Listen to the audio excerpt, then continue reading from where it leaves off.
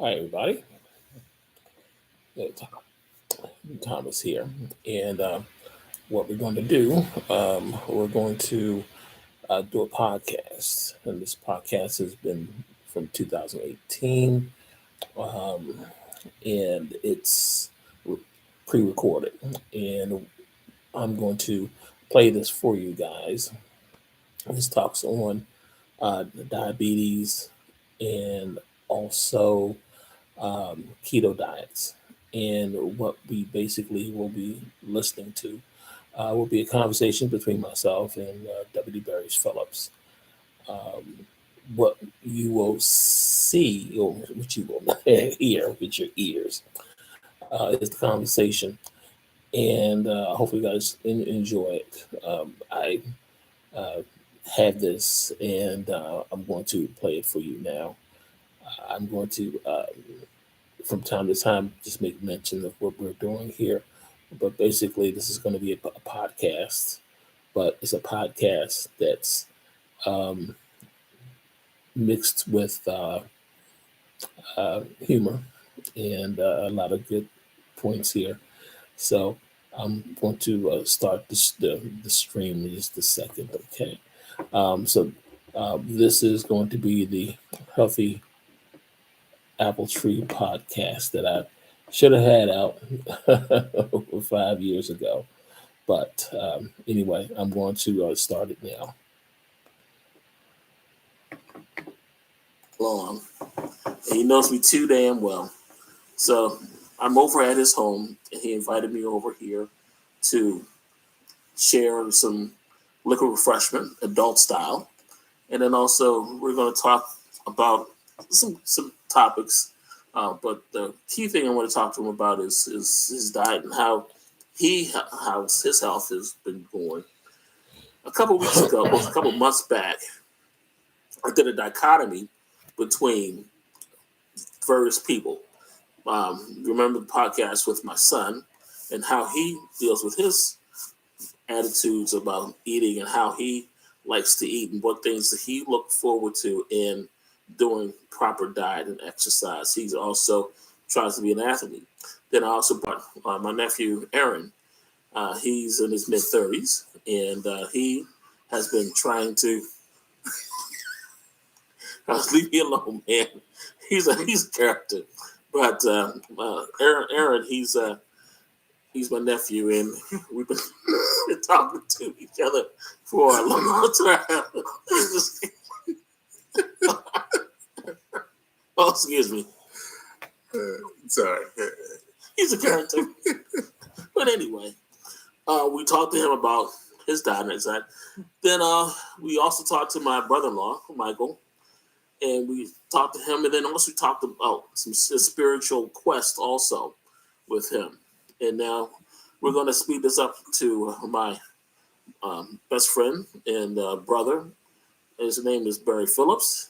And Barry, welcome to the Healthy Apple Tree podcast. I'm very glad to see you, and I'm very glad that you invited me to your home.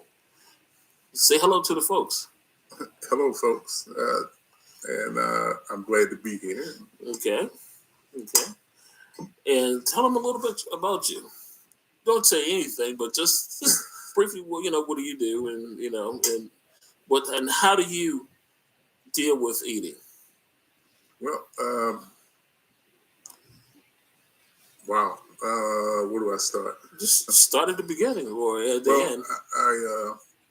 You asked what do I do? I've been a deputy sheriff in Baltimore City for 25 years, and a very good deputy sheriff, my ass. I try to be. I'm a sergeant. He's fair.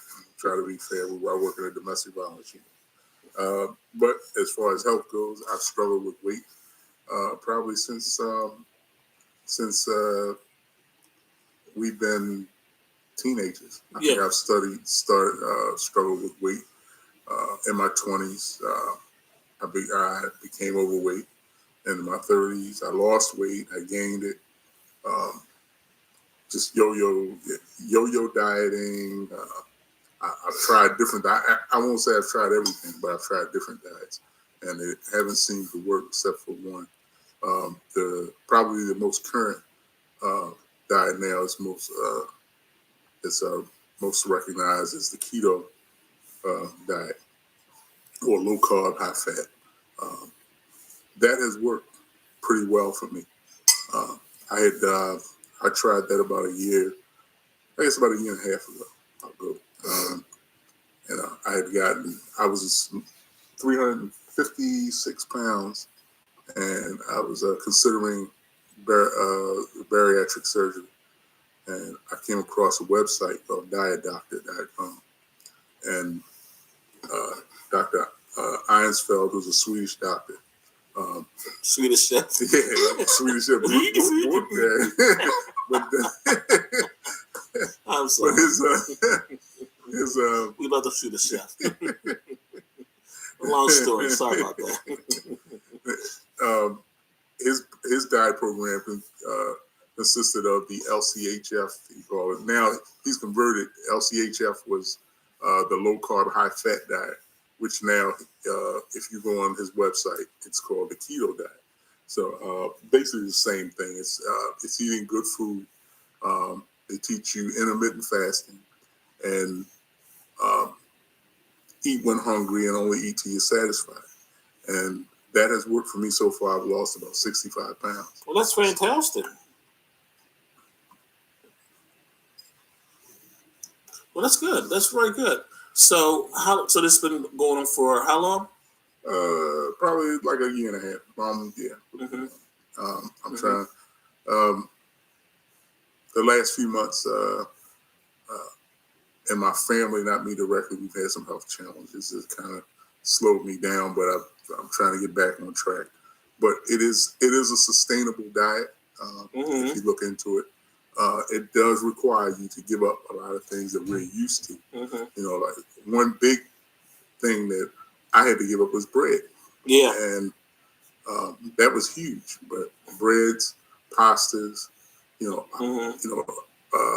rice, those high carb foods, you give up. You eat a lot of protein. Yeah, that's true. But you eat good foods. Instead of using margarine, you use butter, use good oils. Swedish chef. Okay.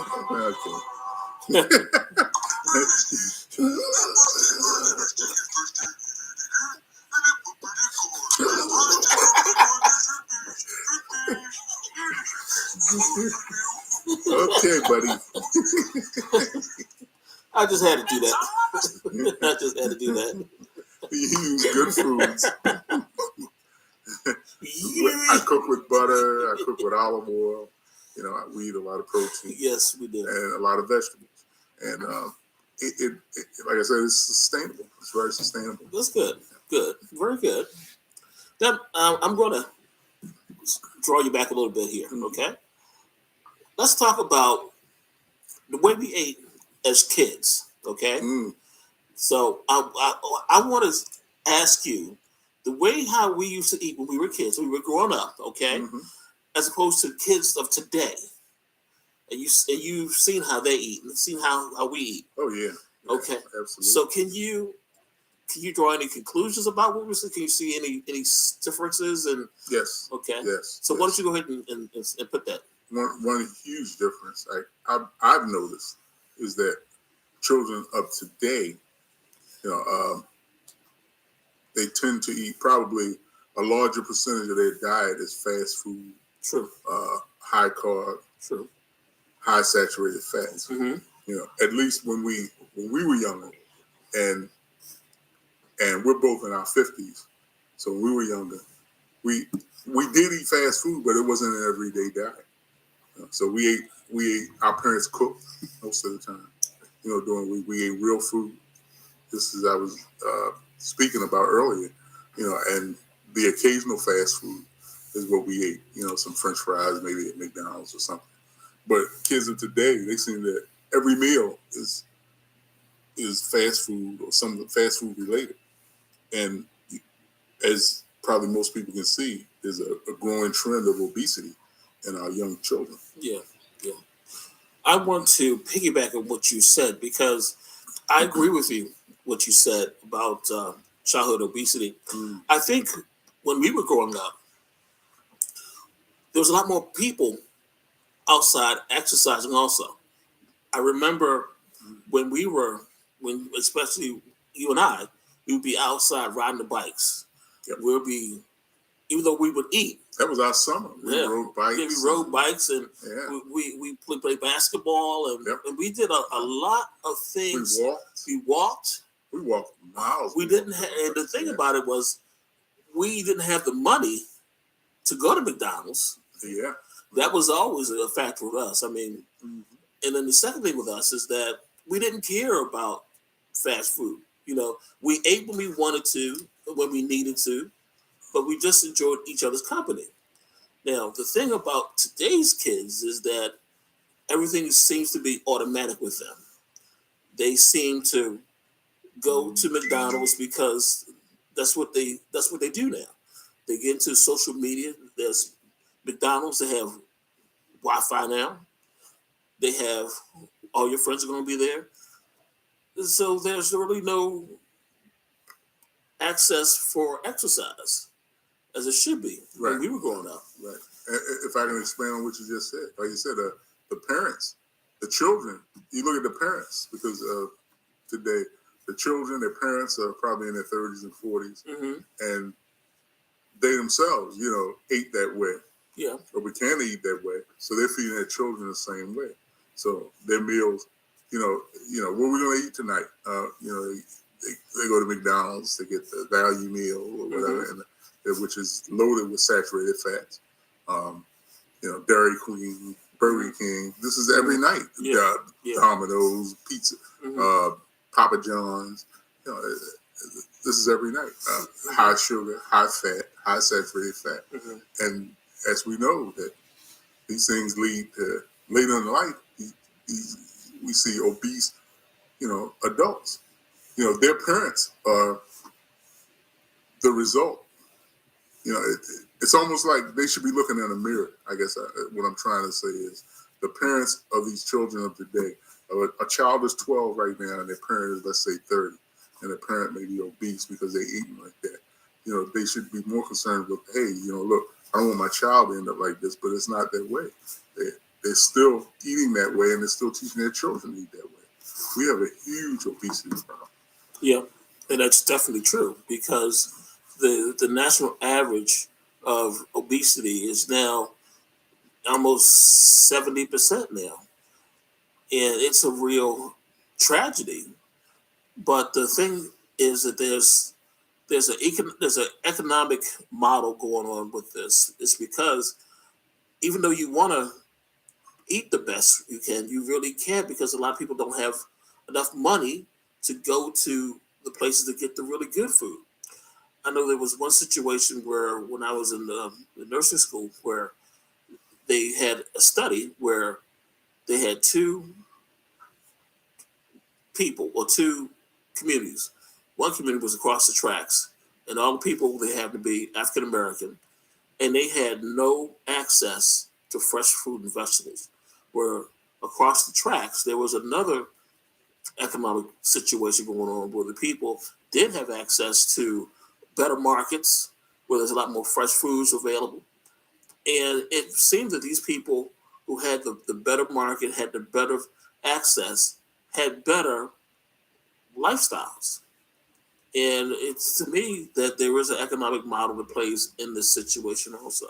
Well, yeah, I agree. There are, I think the most common term that I've heard in the last few years is food desert. We both live in Baltimore, and Baltimore has a lot of areas that are considered food deserts. Particularly East Baltimore. There are sections of East Baltimore that I know, that we know, Harford Road, North Avenue area, that are food deserts. They don't have, there's no market. There's no market giant. There's no Giant or Shoppers or whatever type of market. There's none in the local vicinity. And a lot of the people, the residents in certain areas are low, moderate income families that can't that don't have vehicles, or it's difficult. They have to catch several buses to get to those markets. So they have to. They don't have access to good foods, fresh foods. And I'm not giving them an excuse, but I'm just saying, it's sad that it happens that way.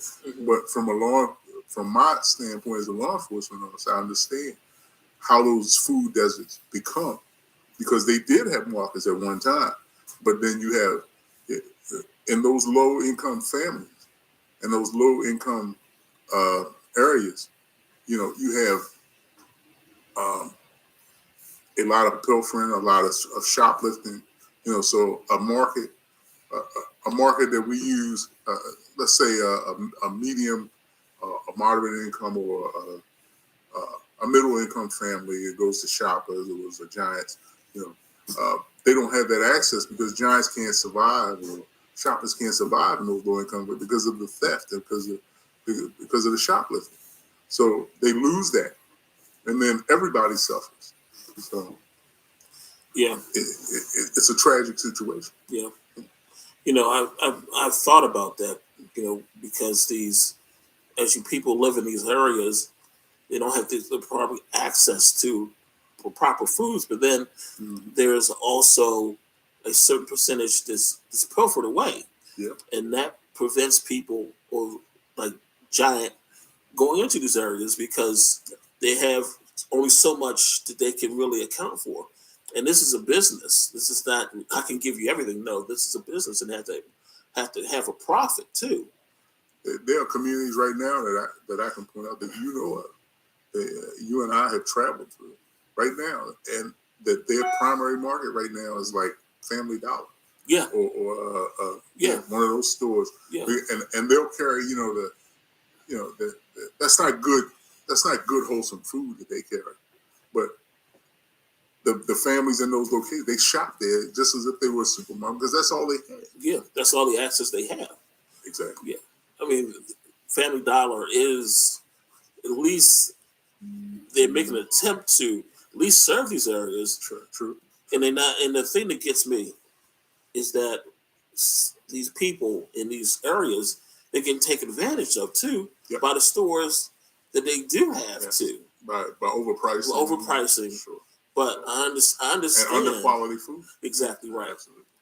But I understand what they're saying is that I got to make a profit, but you make it so that people cannot really exist in that certain situation, because what you want them to have, they can't afford.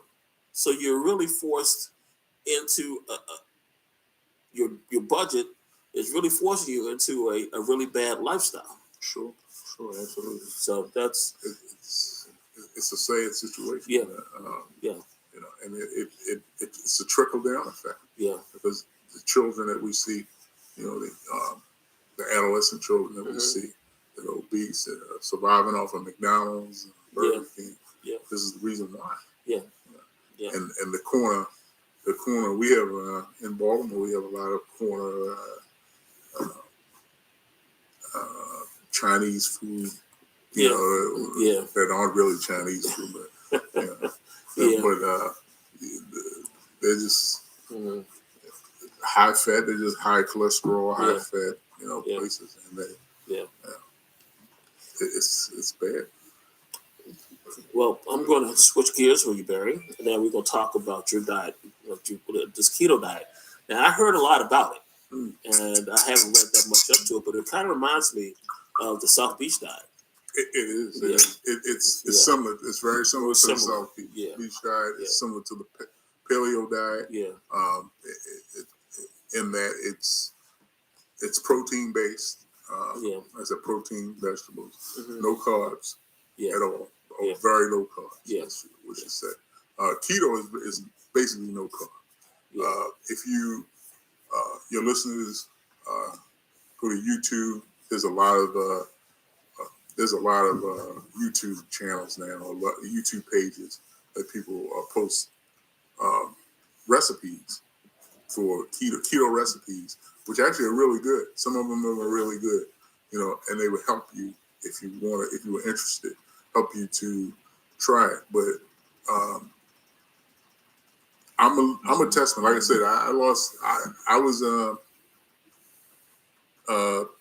looking at bariatric surgery. Actually, that's how I got into it. I'll quickly give you guys my story. I September of 2016, I went to GBMC in Baltimore. They have a bariatric center to explore bariatric surgery, and most insurances require you to a 6-month waiting period. And what these clinics do, it's 11 o'clock. They have you come in every month, once a month. They have you to weigh in. They discuss dieting. They discuss how you're going to eat once you have this surgery. And basically, the surgeries, they reduce your stomach size down so that you can't hold with so much food. I began that in that September. And when I talked to the doctor that was going to do the surgery, she said, well, because I was 55, 56 pounds. She said, well, I want you to try to lose as much as you can, because once we do the surgery, your liver, because of your size, it will be kind of heavy for me to hold up.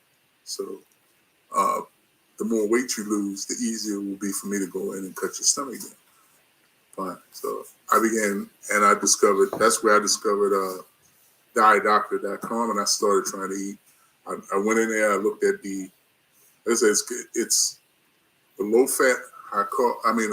carb, high fat eating, coupled with intermittent fasting. And what happens is, and how that comes into play is the protein based eating that you're doing. Once you void yourself of carbs and eat mostly proteins and vegetables, you don't get hungry as fast. So you can go longer periods instead of the traditional every 4 hours you're eating, or eating every 2 hours. You're eating your breakfast and then you're eating a snack and then you're eating lunch. You can eat your breakfast in the morning, you eat till you're satisfied. I eat eggs, I eat turkey sausage or turkey bacon, and I don't eat anymore. I may eat that at 8 o'clock in the morning, and I don't eat anymore until dinner time, which is about 5 or 6 o'clock. And then I eat a good dinner of proteins and vegetables, and then I don't eat it again until the next morning. So in between there, I get anywhere from 10 to 12 hours of fasting, where my body is feeding on good fats instead of the carbs. So, and believe it or not, I tried this on faith in October. I found it just about October, and every meeting, as I'm going back now, for the weight loss clinic, every monthly meeting, they weigh you. So my first meeting after I had been on for about 3 weeks, I lost about 10 pounds. And the next month I lost about 16. And it kept going. So by the time I got to the 5th meeting, I had lost almost 50 pounds. So I said, you know what, let me stay on this and keep fighting, because this seems to be working. And if you go on the website, dietdoctor.com, one of the things Dr. Ironsfeld will tell you, you can lose the weight without the surgery. You don't need the surgery. So this was a blessing to me. But and like I said, it's sustainable in that, like South Beach or Weight Watchers, you're not going to be buying meals or doing that the rest of your life. But this you can do. And if you eat a little something, you eat a little cake or you eat a little bread, it's not going to kill you. You just get back on the track and you go back to eating the way you were eating and pick up where you left off. That's similar to a lot of people's story. Mm-hmm. And I know with myself, I had thought about, I didn't really think about it because my wife, she had bariatric surgery as well. And this is like almost 10 years ago now. But my thing is that I have, as a nurse practitioner, I had patients who would come to me and wanted me to do the same thing that you just talked about, counseling them about the diet and exercise. There's one patient in particular, she was going to have the bariatric surgery, and over a year, and she was going to see me every month in order to do the counseling as well as to the way up and everything like that. And being involved with the situation and also learning from what my wife had been through, I thought it was a very gratifying situation for this lady because she had also had problems with weight, and she was looking forward to this, to the weight loss. She told me that she had some problems with um, weight loss in the past, and she doesn't feel that she would have any success. And then I had another coworker. She had lost a whole lot of weight also because this was back in, let's say, maybe 2002. Uh, she had bariatric surgery also, but she felt that she could do a lot better with the surgery. And did it work for her? Oh, she looks fantastic. But the thing that I want us to talk about is that science has evolved.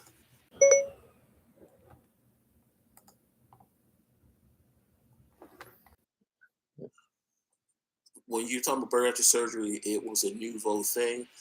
It hadn't been really become state of the art.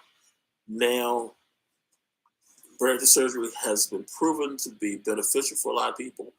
They now consider bariatric surgery as one of the pillars of losing weight because it has had a lot of success. A lot of people have changed their life and changed their eating pattern, and now it is an effective treatment for weight loss. I look at what's the guy's name from NBC? Not Will Scott. Oh, I know what you're talking about. Al Roker. Al Roker. Right. He lost almost 300 pounds plus, and he looks fantastic. And the thing I want to say about him is that he changed his whole eating style. He now rides a bike to work, and he exercises a lot. He's changed his whole lifestyle, and it's fantastic. But here's the thing. Let me and this is something that I noticed also, that those of your listeners who are considering will find to be true. When I was considering it, and I was going to the dietitian clinics, and I compared that to the website and the LCHF diet that I started. Once I started it, they were very similar. They were almost identical. Okay. So in addition to what I'm saying is, in addition to the surgery, just like you said, your wife had bariatric surgery. When she had it, they tell you that you can't eat. You have to eat a lot of protein. You can't eat a lot of carbs. It's almost the same thing, except you're not having the surgery.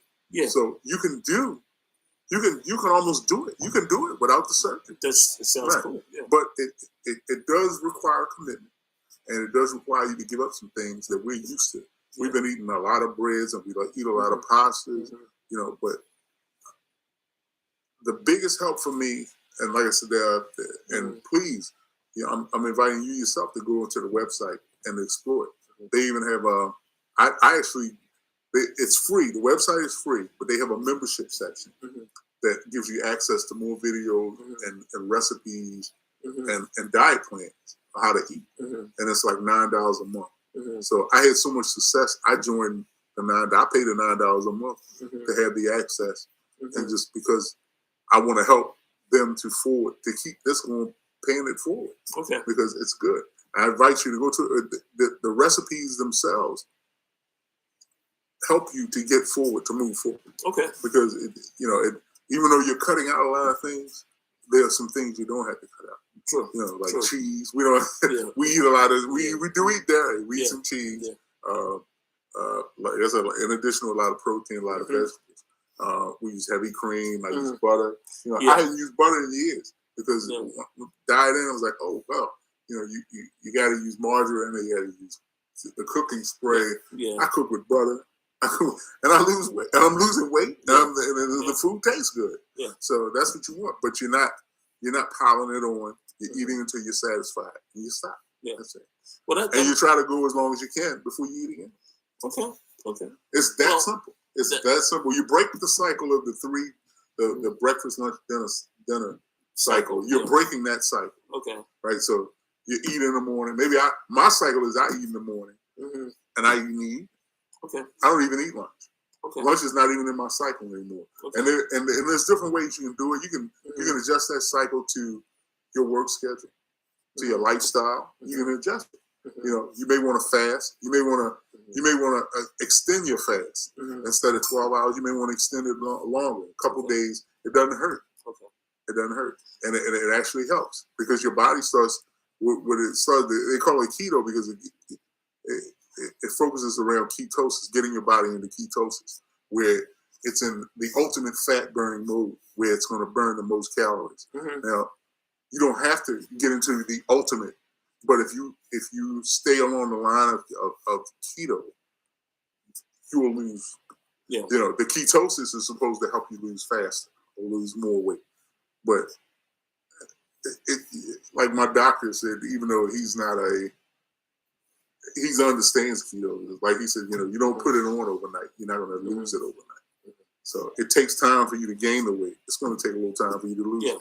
So you just have to be patient. Yeah. But this at least you see the benefit from. Yeah. Now, I'm familiar with ketoacidosis. And I know ketosis. Ketosis. Two different things. Yeah. Okay. Ketoacidosis and ketosis. So right. I am familiar. We're talking about ketosis with both terms. Right. And I know with the South Beach diet, it sounds completely similar. You're eating the good carbs. You're also watching the fats, and also you're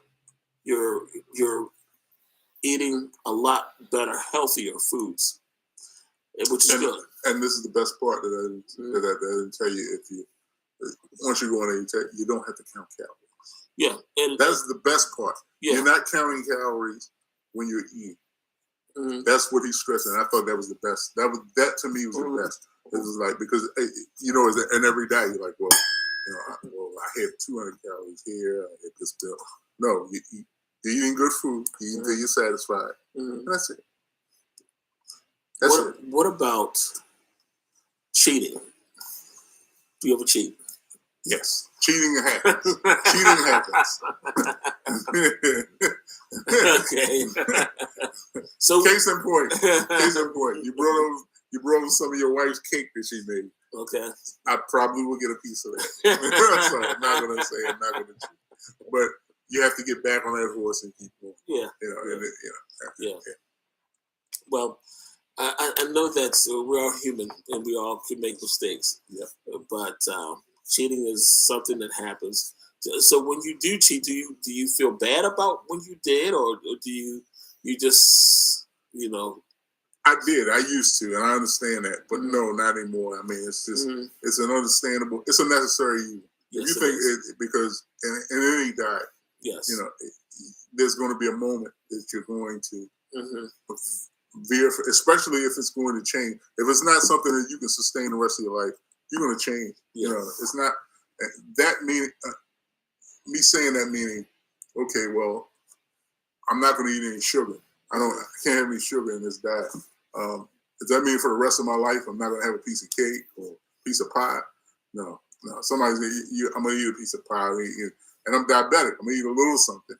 But I mean, people that aren't diabetic, they're going to sustain. They're going to well, wait a minute. You know, I got to have a piece of cake because it's my birthday. I got to have a piece of pie. You don't have to have a piece of cake. You want a piece. You want a piece. You're right. You don't have to have it, but you want it. Yeah. Right. But a piece is not going to terminate every good thing that you've done. But I mean, if you sit there and eat a whole pie, now that may be a problem. right. That may be a problem. Oh, that might be. Yeah. But I mean, a slice shouldn't hurt you. You know what I mean? You get back on that horse. That's it. Well, I'm going to give this information to leave a little part for you, because when I teach diet and exercise to my patients as well as to other people, back when I was in nursing school, I was talking to a nutritionist doctor also, and he told me about the 3-bite rule. He told me that you can have whatever you want. If you want cake, if you want pie, if you want lasagna, only take 3 bites of it. Because they did a study where You take 3 bites of whatever you want and then leave it alone. Okay? And it does work. The first bite is you see it. Yeah. Okay? Like, for example, my thing is I love Reese's peanut butter cups. Okay? Wait a minute. How much do you love Reese's peanut butter cups? Oh, I will divorce my wife. So they're just the ultimate in delicious. Yeah. And you can only eat 3 bites? Yes. Okay? Okay? So what I do, well, let me go back. Okay? If you had a slice of pie, apple pie, okay? Wait a minute. We're right in the Reese's cups. I'll get back to that, okay? Yes, sir. Hold on to your horses, yes, sir. Okay? Yes, sir. Okay. So you can have 3 bites of whatever you want, okay? Pie, cake, lasagna, okay? Peanut butter. Mm. And what you do, you take 3 bites. The first bite is, yes, I got this. I want delicious. I want to eat this so much. The second bite is like, okay, yeah, I can get the flavor now. I feel real good. I'm eating it. Yes, I can taste it. The third bite is more of like a satisfaction that, yeah, I've eaten it, I've tasted it, and I feel it. And then the 4th, 5th, 6th, 7th, they're just filler. You don't really need those. You just need the 1st, 2nd, and 3rd just to suffice you so to get your body knowing that you did have this piece and that you okay with it. And then you can always put it aside and eat it the rest later on, the next day. Or you can share it. Now, what I've known is that in my home, food tends to last longer in my home because I tend now to eat according to the serving size now. Because I remember when I was young, my dad loves vanilla wafers. I love vanilla wafers. I get a whole hand of that sucker. I mean, it's good. But what I do, yeah, he loves vanilla wafers and also ginger snaps too. Yeah, so yeah, ginger. Everybody loves ginger snaps. So what I do is now I just eat the serving size, and it just stop. And I've noticed that if I eat the serving size, the food actually lasts longer, so that I can come back more frequently. Instead of the food's gone within a day, 3, 4, 5 days, just eating the serving size. Because for me, a serving size used to be my whole handful plus a couple more.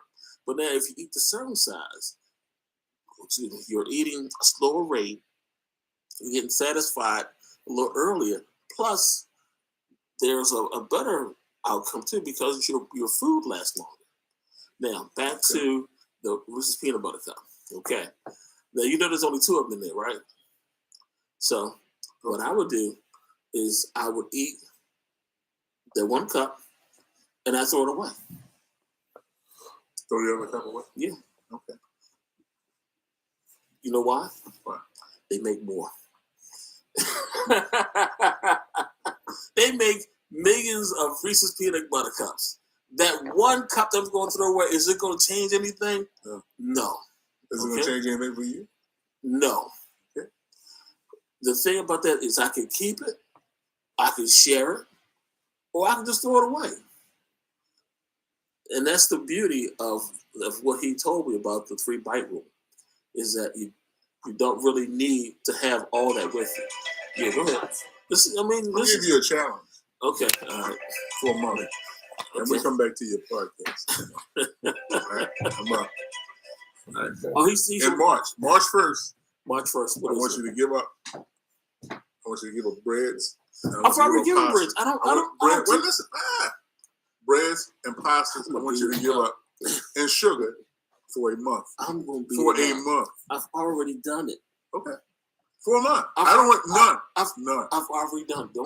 The only sugar that I do. No. There's no only. For a month, I don't want the only sugar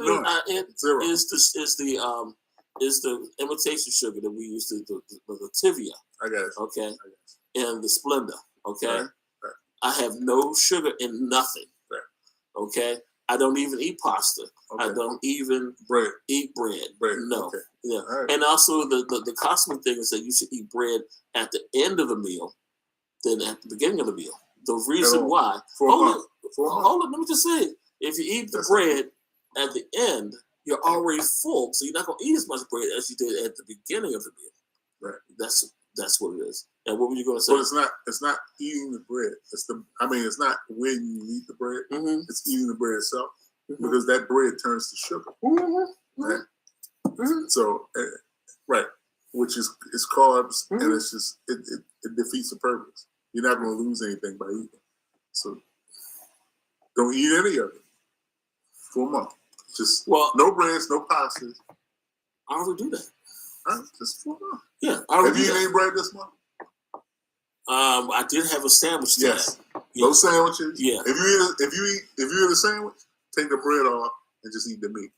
Yeah. Well, I did also have I have flatbread. Right. No flatbread. Not for a month. No flatbread. No bread. Okay. No pasta. No sugar. For a month. All right. Just for a month. From March 1st and March 1st, weigh yourself. And then March 31st, and April 1st, April 1st, weigh yourself. And just tell me what you said. Tell me what you find. Tell me what you find. Well, I'll tell you what. Why don't we just do this? Okay? Mm-hmm. We'll do another podcast. We'll do another podcast. You want to do it March 1st? I'm not sure. We gotta be like on a Saturday. So all right. Get your Google machine out.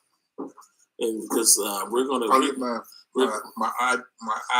I'm sorry. It used to be a Google man. iPhone. His badass. Sorry, ladies and gentlemen. I'm getting a little tipsy. My gay ass iPhone. Piece of shit. Okay. All right, what day is this? March the 3rd is a Saturday. March 3rd. Okay, so we're going to start March 3rd. We're going to do March 3rd. Both of us. Remind me. Just remind me. I'm already on it, but I'm going to make sure. Just remind me. I'm going to make sure that I don't cross the line at all for 30 days. Okay, all right, just remind me. Okay, March. I'm on it. I'm just, all right, March the 3rd. We're going March 3rd to April. April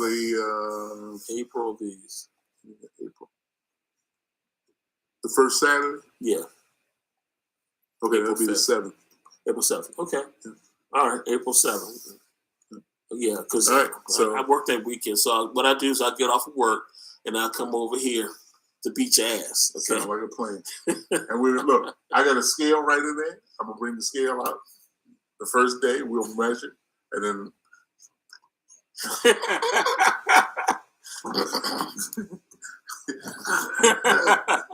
sorry. And we'll go from there. Ladies and gentlemen, you have to understand that I've been knowing this guy a long time, and we send signals to each other, and not just tell him to do something unnatural. So that's just between us, because we're like that. We're silly. Hey. But let me change the dynamic of our talk here. Are you? Well, ladies and gentlemen, that was the portion that I'm going to cover with diet and exercise, and hopefully you guys enjoyed this podcast as I did, listening to this conversation that took place back in 2018 with myself and Barry Phillips, and he's missed. And hopefully the information that you guys listen to will be of value to you guys. It was of value to me also, and that you guys can weigh the evidence yourself. We're not making any recommendations for you. We're not telling you what you should and should not do. You have to make your own, you have to take your own decisions, because you're grown people and you know what to do for yourself. But we're just giving you some more information that you might take a more interest in, or you might try to make a more informed decision on your type of healthcare that you want to to choose. So, with that being said, I do appreciate your time. Your time is valuable, and I don't want to waste your time, and I don't want my time wasted. But I hopefully that this has been valuable to you guys. And if you guys have any questions or comments, please let me know. The information that Barry Phillips put up there. We're gonna have the websites are still there, and if you guys have any other questions or concerns, just drop me a line. So the second part of this podcast will probably come on probably another week. I gotta do this again, and so you'll have part one and part two where we attempt to do the way in. That's a story too. But anyway, I do appreciate your time. So thank you very much, guys. And I would usually say, sign off as the healthy apple tree, but the healthy apple tree is no longer healthy. That's another show. But you guys take care. All right. See you later. All right. Bye bye. And God bless you. Bye bye.